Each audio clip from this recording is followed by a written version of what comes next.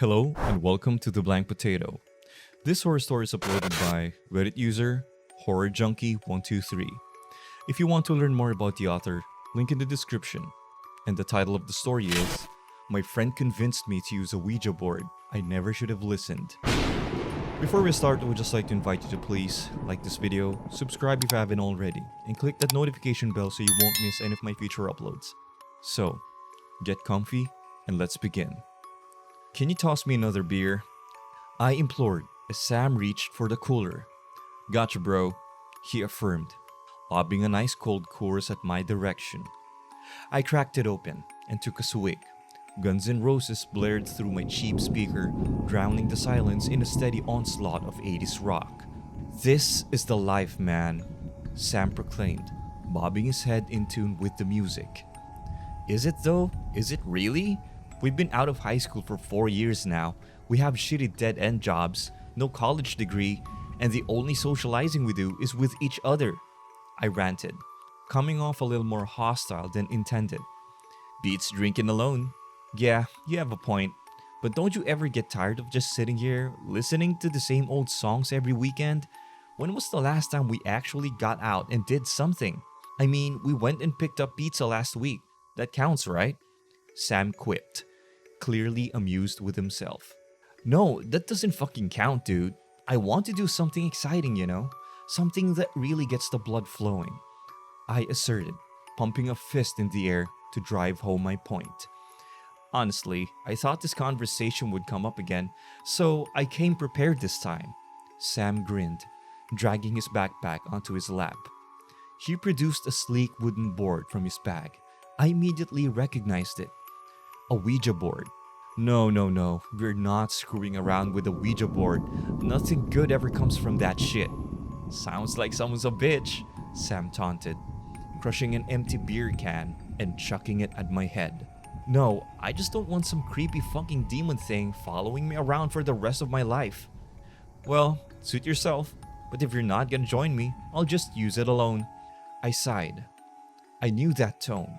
When Sam set his mind on something, he was going to follow through with it, whether I was going along for the ride or not. And if I wasn't, I'd end up looking like the bad guy. Fine, 5 minutes, that's it. Woo! I knew you'd come around. Yeah, let's just get this over with. Okay, here's the rules, Sam stated, matter-of-factly. Don't take your hand off the planchette for any reason. Don't ask super personal questions. And never, I repeat, never end the game without saying goodbye. Got it? Yeah, I got it, I confirmed, glancing anxiously at the candles haphazardly scattered around my basement. Put your hand on the planchette, alright? Now what? Do we just start asking questions? Yeah, I guess. Sam shrugged. Are there any ghosts here? I sheepishly called out. The planchette remained motionless. Are there any spirits here with us tonight? Sam probed to no avail. It's not working, man. I told you this was a dumb idea, I chastised, earning me a disapproving scowl. Hold on, I've got something we can try. Sam reached into his back pocket with his free hand and pulled out a small book. I didn't recognize the language printed on the cover. What is that? Don't tell me it's another one of your little creepy cult idols or something. 1. Those aren't cult idols. They're talismans to ward off evil spirits. And 2. This is a spell book of sorts. It's supposed to attract entities. Come on, dude. A spell book? We're definitely getting possessed. We aren't getting possessed. Let me just read a few incantations. And if nothing happens, we can stop playing. Deal? Fine. But I swear if some dark force starts haunting me, I'm going to fucking kill you, I threatened, swiping my index finger across my throat. Yeah, fine, whatever, he murmured as he thumbed through the pages. Sam finally paused when he reached the page he was searching for. His eyes connected with mine, and a glimmer of excitement flashed through them as he began to read. Sam rattled off several pages of unintelligible jargon before placing the book on the ground beside him. Alright, let's try it again. He motioned as a wide smile inched across his face. Okay, is there anyone here with us? I inquired meekly, silently praying we wouldn't receive a response. This time, the planchette leaped into motion, flying across the board and stationing itself atop a word. Yes. My head began to swim, and my vision grew blurry. This couldn't be real. Sam had to be moving the planchette, right? Sam, this isn't funny. I know you moved it, I accused, sweat forming at the top of my brow. I promise I didn't. My incantation must have worked. Ask it something else, Sam eagerly demanded. What's your name? The planchette again began to glide around the board until it formed the name. Paimon. I could have sworn the air grew colder as a chill wormed its way up my spine. The candles flickered and a deep sense of unease settled in my gut. Sam resumed questioning it. How old are you? Don't know. When did you die? Didn't. Were you human? No. Are you a demon? Yes. I wanted so bad for the game to end. My brain was caught up in a vicious match of tug-of-war. My morbid curiosity hungered to know more about the entity, while fear begged me to put an end to the madness. Ultimately, my nerves won out. Sam, I don't want to play anymore. You got what you wanted. Ugh, you're such a baby. 1 or 2 more questions, then we can stop. 1 more question, then I'm done. Okay, 1 more. What do you want with us? The planchette crept across the board, nauseatingly slowly. Souls. A shiver rippled through my entire body. Nope, that's it. We're done, I insisted, shoving the planchette over the goodbye to end the game. It felt as if a veil was lifted as the tension in the surrounding atmosphere dissipated. I turned to Sam. All the color had drained from his face, and he stared at me wide-eyed. I could tell he didn't expect things to escalate like that. We are never touching this again, he squeaked. Agreed. Sam left soon after, and I hit the hay the second he slipped out the door. Our encounter with the occult had left me mentally exhausted. Sleep had no trouble finding me, and I snoozed soundly until I awoke with a start in the middle of the night. I bolted upright in bed, body drenched in a cold sweat. My eyes darted around the pitch-black room. It was too dark to see. I still have a tough time trying to describe the feeling, but it was like I could just sense a presence. I fumbled blindly for my bedside lamp switch. I fully expected the strange sensation to fade as dim yellow light bathed the room in a soft glow. But it didn't. I whipped my head to the right. I let out a deafening, soul-shattering scream as fear flooded through me. Just outside the perimeter of light stood a man. His clothing was well-tailored but looked far outdated. He wore a faded brown jacket, a gold pocket watch dangling from within. His legs were adorned with matching slacks and his feet donned sleek black dress shoes. A light tweed flat cap shielded his eyes. The man didn't so much as flinch at my sudden outburst. Who the hell are you? Get out of my fucking house! I timidly shrieked, brandishing an empty beer bottle as a makeshift weapon. The man remained silent, and then he looked up at me, revealing his face. Despite how well dressed he was, the man's face was completely butchered. The left side was engulfed in a dark purple bruise. A nasty gash appeared to have eviscerated his left eye. Deep lacerations enveloped his entire face. The right corner of his mouth was slit, revealing shattered broken teeth. He glowered at me menacingly. I'd never witnessed such an expression of pure loathing hatred. I froze. I suddenly wished I was invisible. That horrid glare was enough to send the Incredible Hulk running for the hills. The man began to take a step toward me. That was enough to release me from my stupor. I scooped up my phone and darted out of my house, slamming the door behind me. I instantly called the cops, and they said they'd send a squad car out immediately. It was only then that I realized I was standing out on my front lawn in nothing but my tighty-whities. After 10 agonizing minutes of freezing in the November cold, the cops finally arrived. They did a quick sweep of the property and returned, empty-handed. "Son, are you certain you saw someone in your home?" A beefy cop asked me, suspicion seeping into his words. "Yes, I'm sure. He was standing over my damn bed, for fuck's sake." "Sir, we need you to calm down. Now, have you taken drugs recently? How about alcohol?" his Twiggy partner questioned. "No, I haven't done any drugs lately," I seethed, purposely failing to mention the 7 beers I downed a few hours prior. "Look, just let me show you where he was. Maybe you can pull up some fingerprints or something." The pair shot each other an annoyed glance before frustratedly followed me inside. I led them to my room, and when I rounded the corner, I stopped dead in my tracks, causing the skinny officer to bump into me. "All right, let's keep it moving," he uttered. I pointed a shaking finger at the man who was standing stock still in the corner of my room.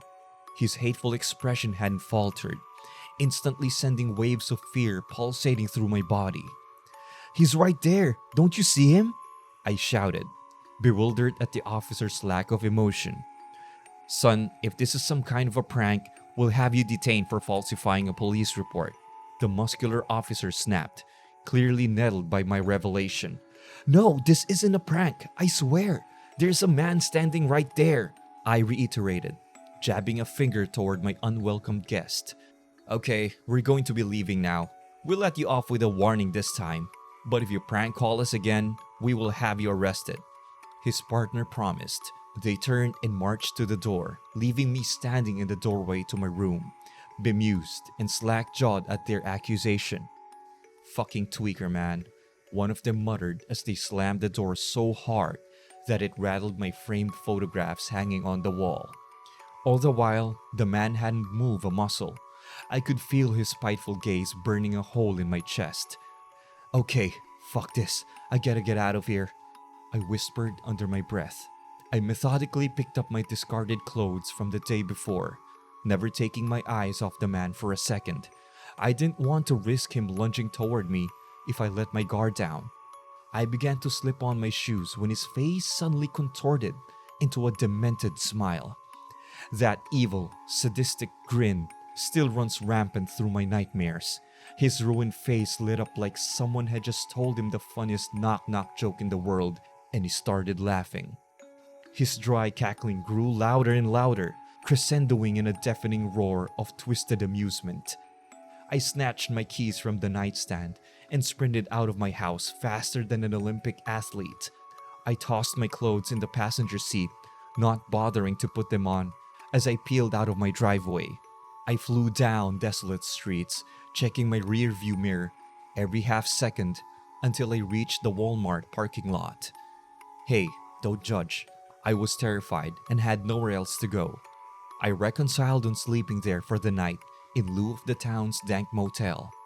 I spent hours attempting to quell the fear and anxiety surging through my veins, and somehow I managed to drift into a fitful slumber. I was woken abruptly by a knock on my window.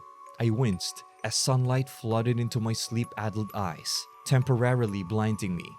I instinctively rolled down the window and was met with a disheveled man wearing dirty, tattered clothing, sporting an impressively long, grizzly gray beard. "Spare some change?" he rasped, extending a meaty palm. "Dude, I'm sleeping in a Walmart parking lot in my fucking boxers. Do I look like I have any extra money lying around?" Didn't have to be so rude about it. I felt a twinge of guilt for snapping at him as he trundled away. That tiny bit of remorse was quickly substituted for full-blown panic when I saw her. About 50 yards away stood a woman. She was drenched head to toe in blood, and her appendages were bent at weird angles. Her arms were twisted outward and extended forward like she was ready to embrace me in a mortifying hug. Her knees buckled inward, barely supporting her emaciated body. And that face. Her features were mangled and distorted. Her nose had been pulverized into a fleshy stump, and her face was caved in, lower jaw hanging on by a thread. Through all the blood and viscera, she bore that same loathing expression as the man from my room, one that chilled me to my core and left me rooted to my seat. I watched helplessly as she began to awkwardly shuffle toward my vehicle. She was a mere feet away from me when I finally regained mobility, and I didn't stick around to find out what she wanted. I slammed the car into drive and floored it out of there. I continued driving in a daze. Thankfully, the streets were far more populated than the night before, granting me a sliver of solace. I knew I had to get to the bottom of this. I called Sam. He picked up on my third try. Sam, what the fuck did you get us into? I'm seeing freaking dead people everywhere. What kind of curse did you put on us? I furiously screamed, a cocktail of emotions overwhelming me. Listen, man, I know you're pissed and probably scared as shit. Just meet me at my house and I'll explain everything. It sounded like he hadn't slept all night. You've got a lot of explaining to do, I raged, hanging up on him. I headed to Sam's place, gripping the wheel so tightly my knuckles turned white. I noticed at least half a dozen mutilated corpses interspersed on the side of the road along the way. Their dark, lifeless eyes only intensified the impending sense of doom that had flooded over me. Car crash victims, I quickly realized. I had no idea my town had so many. After 10 excruciating minutes, I finally arrived at Sam's house. I stormed up to his doorstep and hammered on his front door. Sam, let me in, you dumbass, I cried into the cream-colored wood. Just a second. He fiddled with the lock and cracked open the door. I shoved my way past him and burst into his living room. I don't know what the fuck you did, but you better fix it. The words caught my throat when I spun around to face him. Whoa, dude, you look like shit, I muttered ruefully. Sam had clearly been struggling with a recent malediction. His hair was a tangled and kempt rat's nest of greasy brown locks. His eyes were bloodshot, like he hadn't slept in some time, donning deep purple bags underneath. Sullen defeat was written across his countenance. Yeah, I know I look like I just crawled out of a sewer drain, but that's not the point. Oh yeah? Well, what's the point if you'd be so kind as to fill me in? I fumed, roiled at his lack of explanation. You remember that spellbook I used? I frowned. Yeah, what about it? Well, it turns out one of those incantations I recited may have caused us to be able to see dead people. I told you it was a bad idea, I hissed, glaring at him intensely. I know, I've been up all night trying to figure out a way to reverse it. Obviously, I haven't had any luck. It shouldn't be too hard. Let's just look up how to undo the effects in that creepy-ass book of yours. Yeah, well, here's the thing about that book.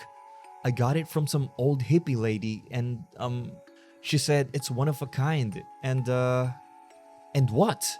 I'm listening. What he said next filled my soul with dread. And I thought it would break the spell, so I burned it. If you enjoyed that horror story, feel free to hit that like button, subscribe if you haven't already, and click one of the videos right here to enjoy more horror stories like that. And as usual, I'll see you again next time.